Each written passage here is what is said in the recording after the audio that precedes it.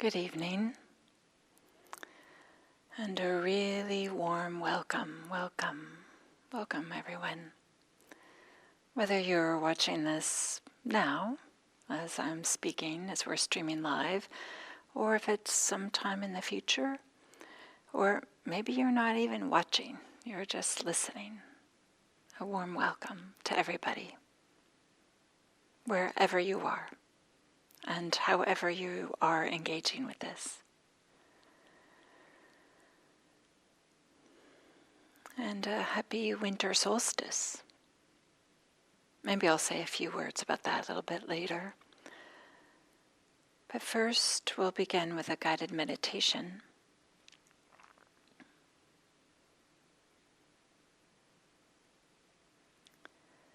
And so, settling into this moment.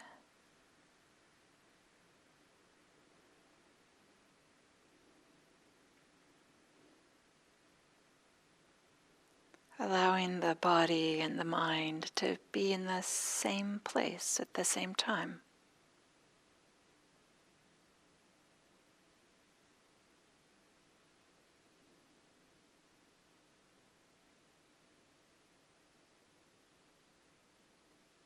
And feeling connected, grounded to whatever it is we're sitting on. Cushion, chair, couch, bench. Feeling the pressure against the body.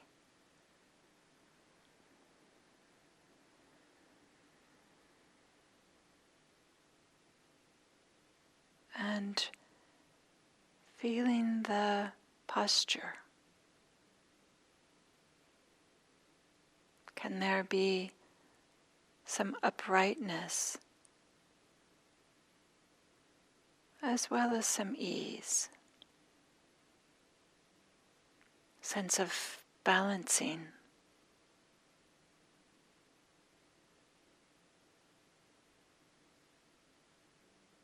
Balancing the spine being upright without having all the muscles being tense. Allowing the muscles to hang, so to speak, from this upright spine.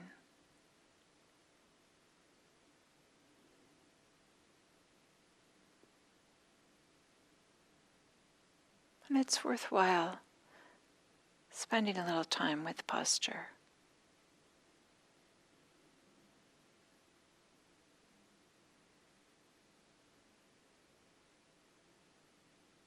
That might mean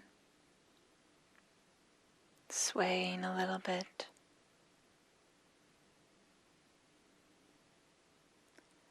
paying attention to how the head is related to the shoulders. That is there a real leaning forward, or just not uncommon? Or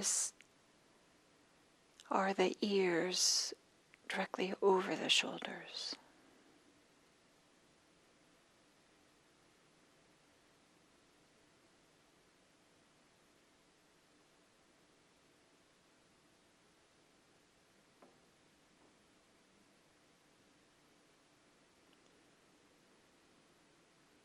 And can this balance in the posture be a support for a certain amount of balance in the mind and body?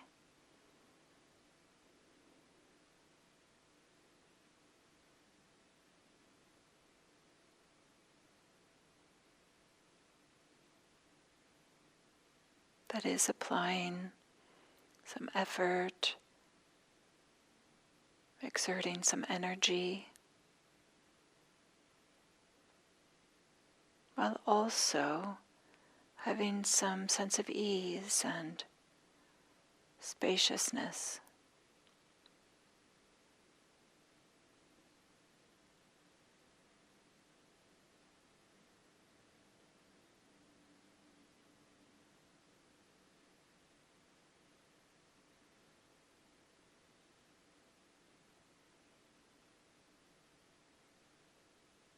allowing the awareness to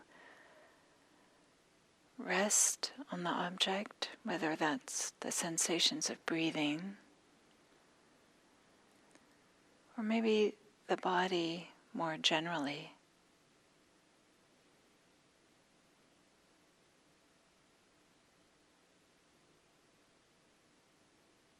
Allowing the attention to rest on the object without pouncing on it or grabbing it, or just resting.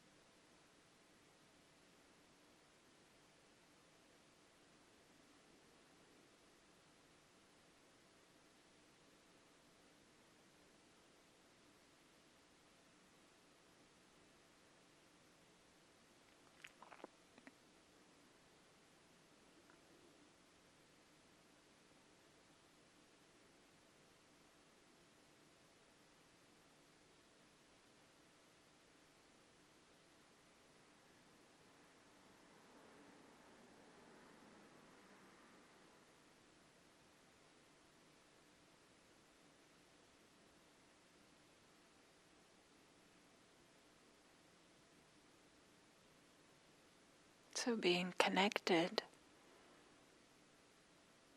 to the experience of breathing, for example,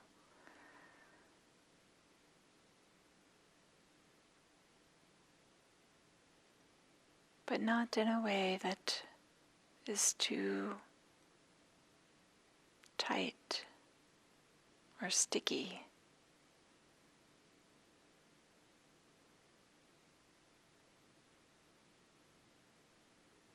It doesn't require so much effort just to rest the attention on the sensations of breathing, the movement of the abdomen or chest, feeling the air going in and out of the nose.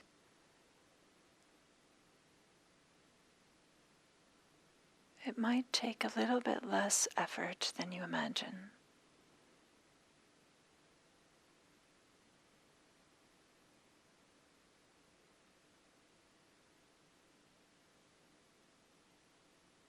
And then we just do it again and again and again.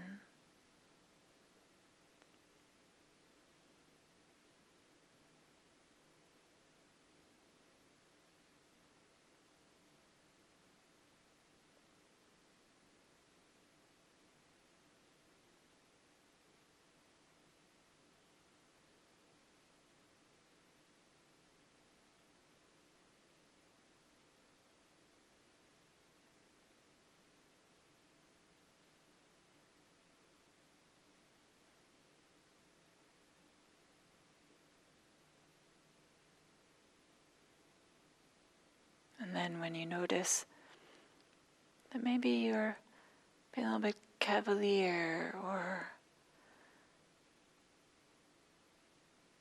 continuously lost in thoughts, maybe just a little bit more effort. And this is the art of practice, the art of meditation.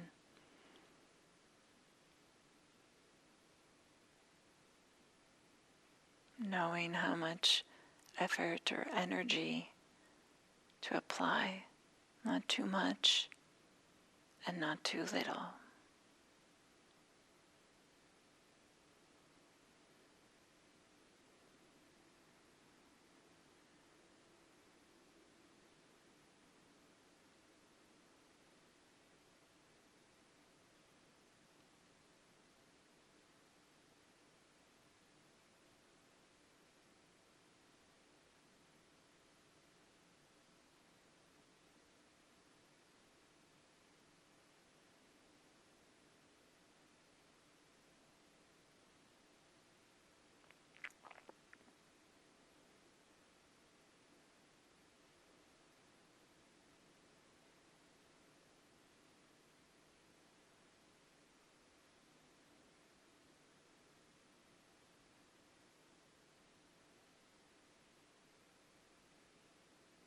What does it feel like if there's some over-efforting? Maybe some tightness, some sense of strain.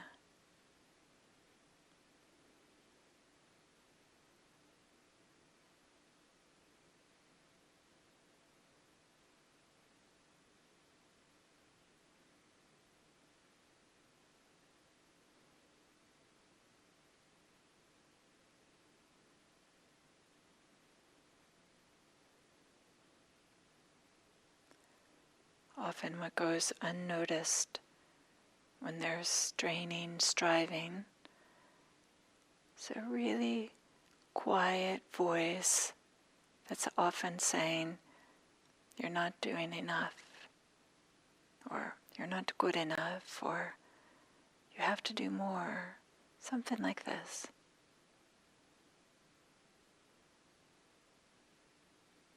It's just a habit, it's not true.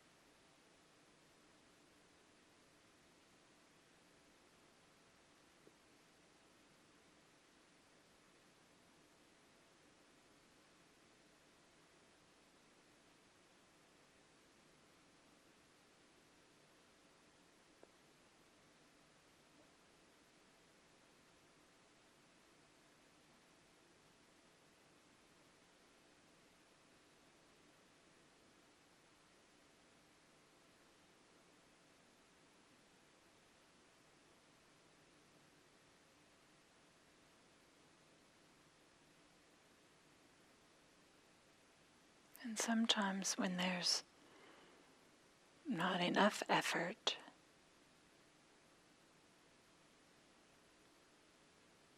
a little bit of a lackadaisical approach, there might be a little voice that's saying something like, yeah, but this other thing will probably be a source of lasting happiness. Everything will be fine. As long as I get this other thing rather than being mindful. Maybe that's silly. Maybe it's not so exaggerated.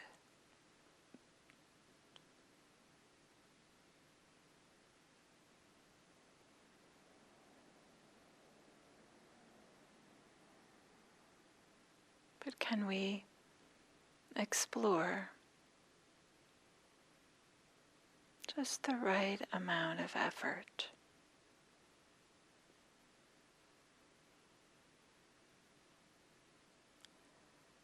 the recognition that we will never find just the perfect amount and be able to use that in all meditation sessions.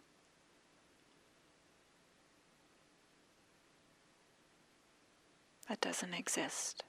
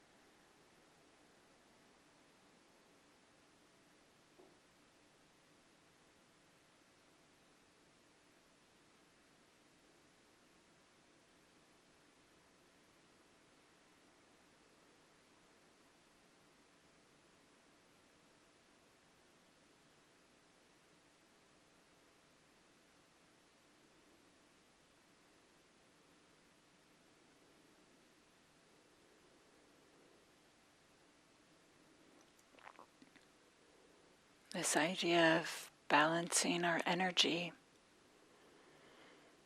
with meditation, of course, doesn't apply only to meditation.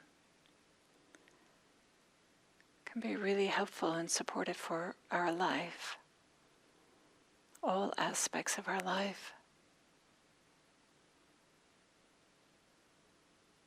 In ways that perhaps we can put a little bit less effort in some things, and maybe a little bit more effort in other things, so that our life can unfold in a way that's supportive and nourishing,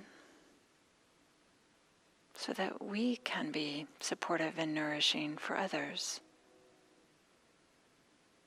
In this way, our energy, the way that we are able to explore and balance, can be for the benefit not only for ourselves, but for others.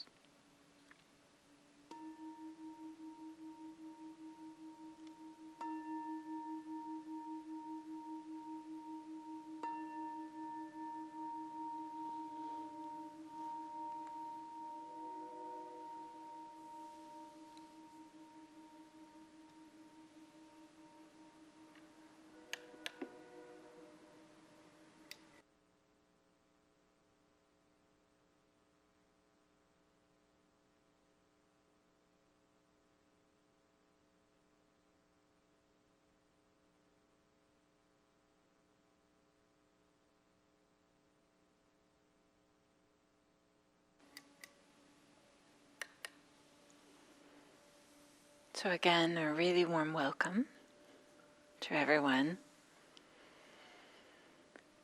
And on the winter solstice, I guess there are a number of astrological events happening today.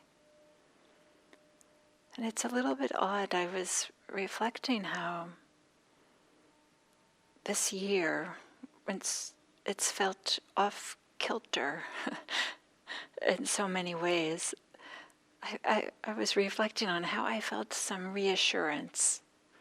The planet still has the same tilt. And the planet is still going around the sun in the same way. So wishing everybody a nice solstice, winter solstice.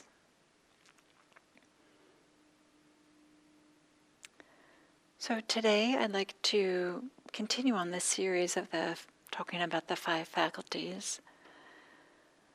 I have to admit that when I did the first talk on the 5 faculties, I found it really interesting and didn't imagine that I'd be doing such a series on them. But the more I practice with them and think about them and read about them in the suttas and what some other Dharma teachers have said about it, the more interesting and more alive and they've become. So there's a third talk where I like to offer maybe just one more way in which we might engage or consider the 5 faculties.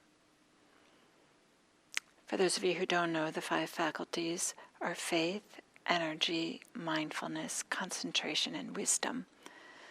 And they're usually given in that order. Most of the Buddhist lists are given in a particular order. And sometimes there's some meaning that's given to the order. And in a preceding talk, I think it was last week, I talked about, faith is first and wisdom is last. And one way we might consider the 5 faculties is this movement from faith to wisdom that moves through energy, mindfulness, and concentration, which some of you might recognize is the mental development group within the Eightfold Path.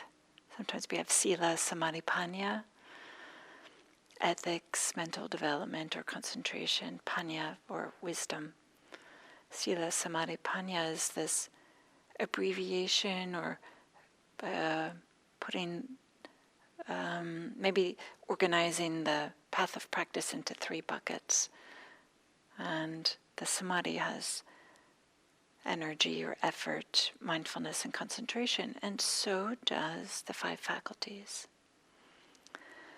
So we might consider this idea that practicing with the 5 faculties, or all practice in fact, is a way of transforming faith into wisdom. And last week I talked a little bit about one way to do that is to have heedfulness, sometimes translated as diligence or vigilance. And in the first talk on the 5 faculties, I talked about how cultivating the 5 faculties creates the conditions on which slants, inclines, and slopes towards awakening, just like a river, the Ganges River, slants, slopes, and inclines towards the ocean. So with all these ideas, there's an emphasis on developing and cultivating the 5 faculties. And they can be, sometimes it's just a natural development in which they unfold in our practice. For example, with a little bit of faith, we're willing to make a little bit of effort. And with a little bit of effort, we're become a little bit more aware of what's happening in the present moment. And then when we're a little bit more aware, then the mind gets collected. It gets a little bit more unified. And when the mind's a little bit more unified or collected, then we can see a little bit more clearly. And then when we can see a little bit more clearly, we start to understand what's really happening. And there might be some insights that arise. And when we have a different understanding of what's happening and some insights arise, there's a little bit more faith. Oh yeah, so some of these Dharma teachings that I've heard about, read about, get verified, or they make sense in a different way. So then we're willing to apply just a little bit more effort. And then there's towards applying our mind to what's actually happening, some increased mindfulness, and there we go. So in this way, cultivating the faculties can just be a natural unfolding. Maybe it's not something that we have to emphasize, but there's also a recognition that we can get out of balance if we're always or often emphasizing you have to cultivate, you have to develop the faculties.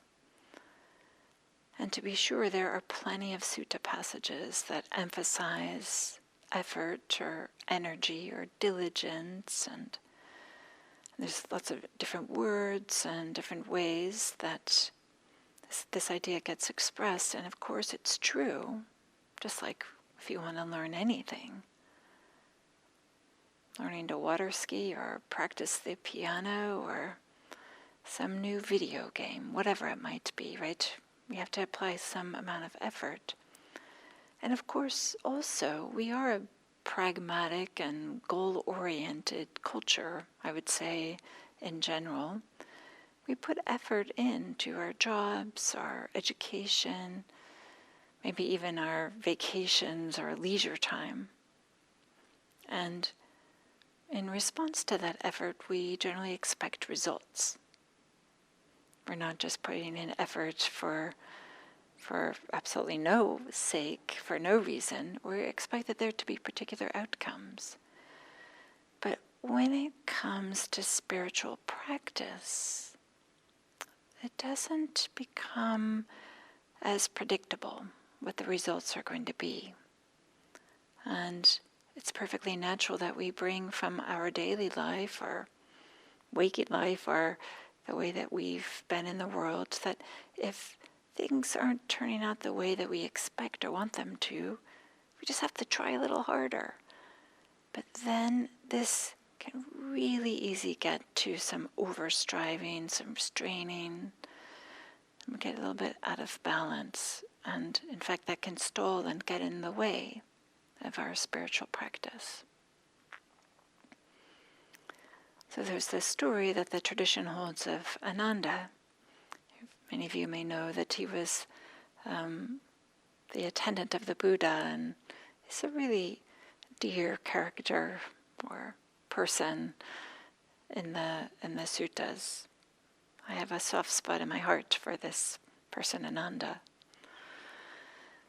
So after the Buddha died, there was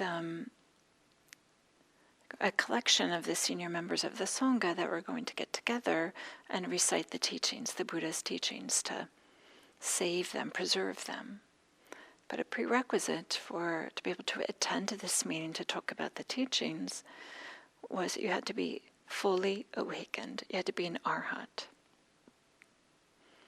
As an aside, I kind of like this idea that it's a bunch of completely awakened people that are getting together to preserve the teachings. And Ananda had been, the Buddha's attendant, had heard so many of the talks, so of course, and he had this tremendous memory, so of course they would want him to be there, but he wasn't an arhat. He wasn't completely awakened. So on the night before this meeting, the first council, he strives and he strains to become awakened. And he meditated strenuously and did everything that he knew how, just really, really trying really hard to become awakened. He wanted to attend this meeting. But try as he might, he couldn't become fully awakened. He couldn't make this breakthrough to being an arhat. So he decided to just go to bed, to lie down and sleep. And then this story is, the tradition holds this story, that he sat down on his bed and picked up his feet, but his head had not yet hit the pillow. So just that particular moment, he becomes awakened. Right when he's relaxing, after all this strenuous effort, right when he lets go of that effort, is when he becomes awakened. So this is a way that kind of points to that there needs to be a certain amount of effort, but if there's too much effort, we can't become awakened. We can't have the insights. Instead we get tight and tangled up. And I've heard stories from a number of different meditators, and I myself have had this experience that there's something like when we're sitting down and really, really trying, in some way kind of really striving, then there's just like a headache or a feeling of being disappointment and frustration and things that are the opposite of well-being and spaciousness. But then it's maybe with the transition of going to walking meditation, if it's during a retreat, or maybe there's some kind of saying, okay, this isn't working, I've got to try something else, some kind of shift, is when there can be this movement of going forward. So, regarding to the faculties, I'm pointing to that we can talk about cultivating the faculties and moving faith towards wisdom, but we can also talk about a way to cultivate the faculties is to have them in balance. And there's this story that I've heard from a number of teachers. I'm not sure if it's in the suttas or not, but this a simile of a charioteer with 4 horses, and there's like 2 pairs of horses, and 1 pair of horses have faith and wisdom, and they are, I'm sure there's a technical term for it, I'm not sure what it is, but they are connected, these two. There's a something that connects these 2 horses, and then there's the next pair that are energy and concentration, and they're connected. And then the charioteer, the one who's setting the pace and guiding where the horses go, is mindfulness. So energy and concentration to be balanced, faith and wisdom to be balanced. And this visual, this simile, uses our imagination, but in a way that maybe helps us to understand things in a different way than if we just talk about it. Somehow, it might be that this image, I know that I've used this actually sometimes in meditation, just this fleeting kind of like image of having 4 horses trotting together. And mindfulness that's keeping an eye out of where we're going and what we're doing. So it might be that there is a way in which, the Buddha, of course, used so many similes. He was a master at similes. It's really impressive. But they're very effective as a way to learn something, to remember something, and to engage with something in a way that uses more than just our thinking. Maybe it uses our visual sense or something like this. So the simile of the charioteer. But the simile of the charioteer is one in which can help remind us to support these different elements of the 5 faculties. But there's some other similes that we might use. And one is the simile of the citadel for energy, which kind of describe the way that we might consider or think about energy. And it goes like this. And maybe I'll say that, remember that this was thousands of years ago in a particular cultural milieu, and the Buddha is teaching in a way that was relevant for those times. So it may not be relevant. In fact, the specifics may not be relevant today, but what's being pointed to, and maybe we can change some of the ideas around it.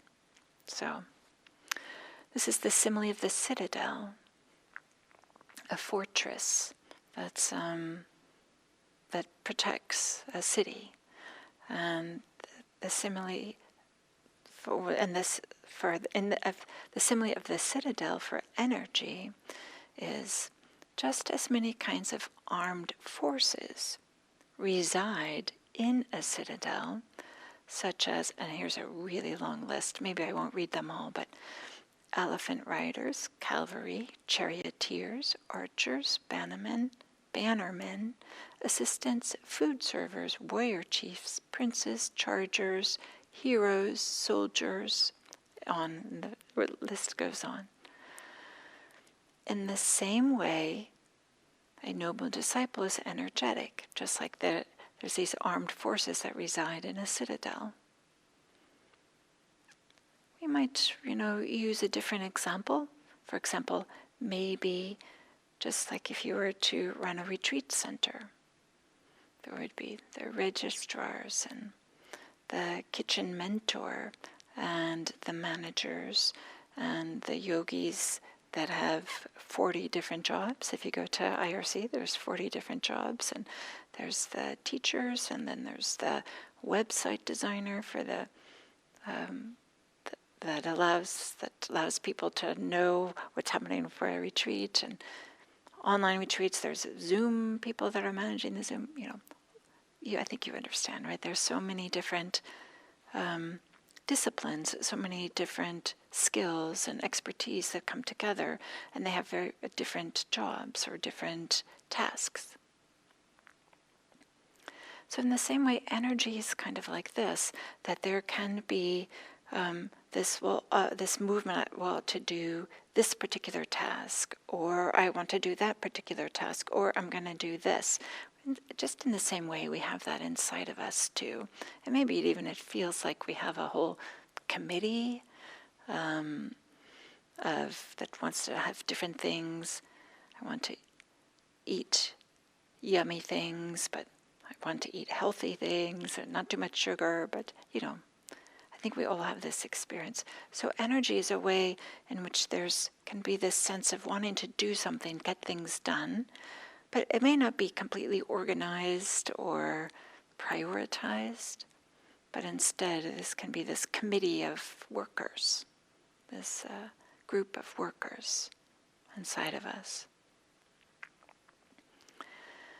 So the way that this might show up in our practice was maybe if there's excess energy, there the mind can feel a little bit buzzy or restless or agitated or jumpy or strained or tense, irritable. And energy and effort sometimes are used synonymously in the suttas. And we might say that if there's too much effort, it can be a real sense of this activity having a feeling of frustration, a little like, dang it, that kind of an attitude that may not be obvious. That's just like behind the scenes, kind of like pushing the whatever it is that we're doing. There's a wanting it to go better or faster, or maybe this idea of like kind of like pushing the river, this kind of an idea.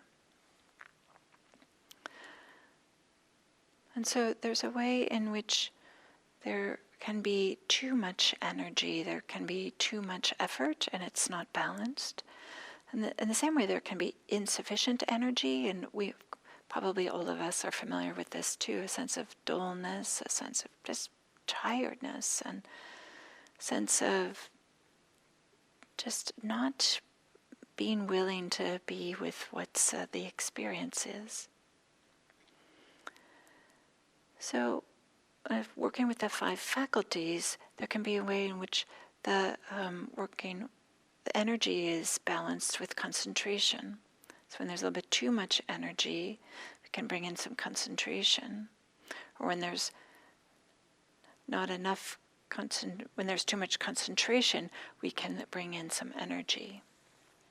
And the simile for the citadel for for concentration as just as a king's frontier citadel has much hay, wood, food, water, and medicine stored up for the enjoyment, relief, and comfort of those within.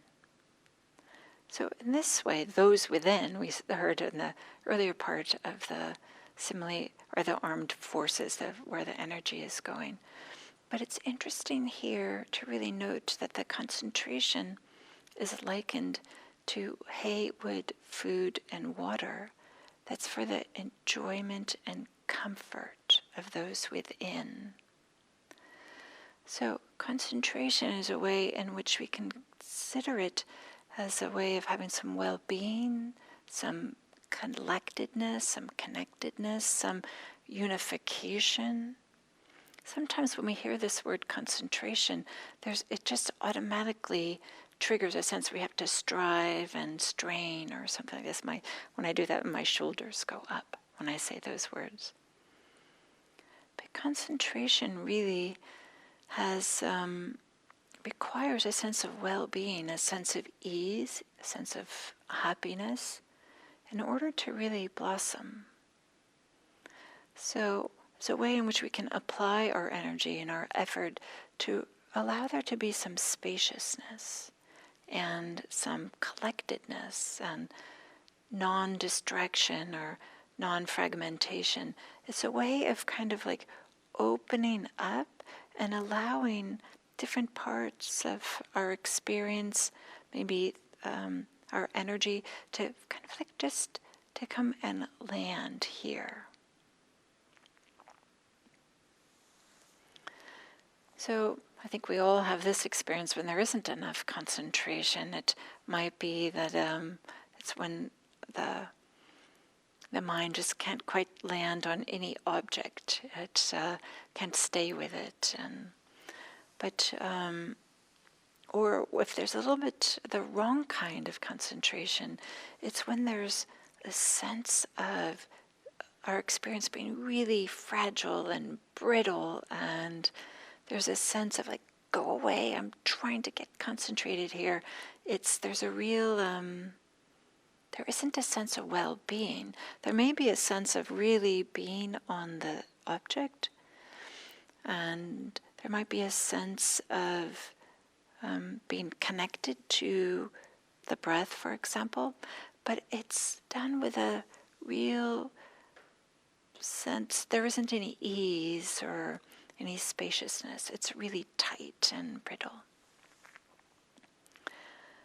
But when energy and concentration are in balance, there's a feeling of spaciousness and ease, and the experience has a sense of naturalness and clarity, and it's maybe gentle and broad and rich and subtle. Use these kinds of words to describe the experience when energy and concentration are in balance. And often that shows up with the posture, certainly in the first part of concentration. Later, in some of the later jhanas, it might be that there's some leaning forward. But just in the beginning, when there's some settling of the mind, there often is the energy rises up, and there's a certain uprightness to the posture, and it's balanced and steady. And the mind has a certain amount of brightness and has a certain amount of focus without being heavy-handed or without being like a sledgehammer on the objects, but maybe just a lighting on the objects. And so finding this balance certainly takes time, and it takes some adjustments, and it takes maybe some willingness to spend some time to notice that if there's too much concentration and not enough energy, then we might feel there might be a sense of like, oh, I'm finally connected to the breath. I'm able to be with a number of breaths in a row. But then that there might be a sense of fogginess or disconnection, or sometimes it's called sinking mind, that you just kind of like sink into this fluffy, cottony space. And I've certainly spent my time in this experience where there's no brightness, there's no sense I'm looking around, there's no sense of possibility. It's more kind of a sinking mind. It's actually how it feels, kind of like being sinking and sunk when there isn't enough energy. And so one way to kind of increase the energy is to bring a little bit of investigation. What's going on here? It feels foggy and cottony and fluffy, but I also feel stuck and I can't see clearly. There's no brightness. It's like the lights are dimmed. And then just that act of investigation can bring the energy up. If we have too much energy and not enough concentration, so maybe there's a sense of restlessness, there can be a way in which we might open up our awareness so that there's I heard Gil use this simile before, which I found to be really helpful. It's as if you're in a elevator, cramped in the elevator with all kinds of people, and they're really, big people, really tall, and you feel kind of like diminished in them and surrounded by them, and you feel stuck in some kind of way. And then this elevator door opens into a cathedral. Big, beautiful cathedral with really high ceilings, really space. And all of you get out of the elevator and move into the cathedral. So imagining like this spaciousness. And that's one way in which, when there's a lot of energy, but to create some spaciousness, can help there be some more concentration, some more ability to be connected to the experience and to have the energy and concentration a little bit more in balance. So balancing the faculties. We talk about cultivating them and developing them. But sometimes with that emphasis, there might be a little bit too much effort, and a little bit too much energy, and we can balance them. And maybe in another talk, I'm not sure it'll be the next one, but another talk I'll talk about balancing faith and wisdom. But for now, I'd like just to wish you all, as we're bringing this holiday season is here and bringing 2020 to an end, just wanting to wish you all happiness and well-being. And may you find balance in all different areas of your life. And may your practice support you. Thank you.